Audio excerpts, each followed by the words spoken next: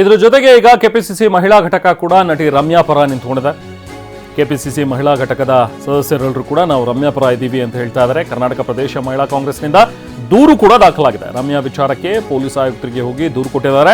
ಆಯುಕ್ತರಿಗೆ ಪತ್ರ ಬರೆದಿರುವಂತಹ ಮಹಿಳಾ ಕಾಂಗ್ರೆಸ್ ಘಟಕದ ಅಧ್ಯಕ್ಷರಾಗಿರುವಂತಹ ಶಾಸಕಿ ಸೌಮ್ಯಾ ರೆಡ್ಡಿ ಅವರು, ಮಹಿಳಾ ಕಾಂಗ್ರೆಸ್ ಅಧ್ಯಕ್ಷೆ ಸೌಮ್ಯಾ ರೆಡ್ಡಿ ಅವರು ಅವಹೇಳನಕಾರಿ ಸಂದೇಶಗಳನ್ನು ಏನು ಕಳಿಸಿದ್ದಾರೆ ಅದೆಲ್ಲವೂ ಕೂಡ ಪರಿಶೀಲಿಸಬೇಕು, ಸರಿಯಾಗಿ ಪರಿಶೀಲಿಸಿ ಕ್ರಮ ಕೈಗೊಳ್ಳಬೇಕು ಅಂತ ಹೇಳಿ ದೂರಿನಲ್ಲಿ ತಿಳಿಸಿದ್ದಾರೆ.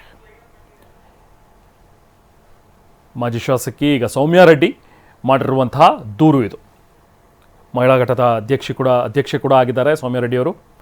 ರಮ್ಯಾ ಪರ ನಿಂತಿದ್ದಾರೆ. ಈ ಥರ ಒಬ್ಬ ಹೆಣ್ಣಿನ ಮೇಲೆ ಅವರ ತೇಜೋವಧೆ ಮಾಡುವಂಥದ್ದು, ಅವರಿಗೆ ಅಶ್ಲೀಲವಾಗಿ ಈ ಥರದ ಕಮೆಂಟ್ಗಳನ್ನು ಹಾಕುವಂಥದ್ದು ಇದು ಸರಿಯಲ್ಲ. ಇದ್ರ ಬಗ್ಗೆ ಕ್ರಮಗಳಾಗಬೇಕು, ಒಂದು ತಕ್ಕ ಶಿಕ್ಷೆ ಆಗಬೇಕು. ಇಂಥವ್ರು ಯಾರು ಕಮೆಂಟ್ಸ್ಗಳನ್ನು ಮಾಡ್ತಾರೋ ಅಶ್ಲೀಲವಾಗಿ ಅವ್ರಿಗೆಲ್ರಿಗೂ ಕೂಡ ಶಿಕ್ಷೆ ಆಗಬೇಕು ಅಂಥೇಳಿ ಆಗ್ರಹಿಸಿದ್ದಾರೆ.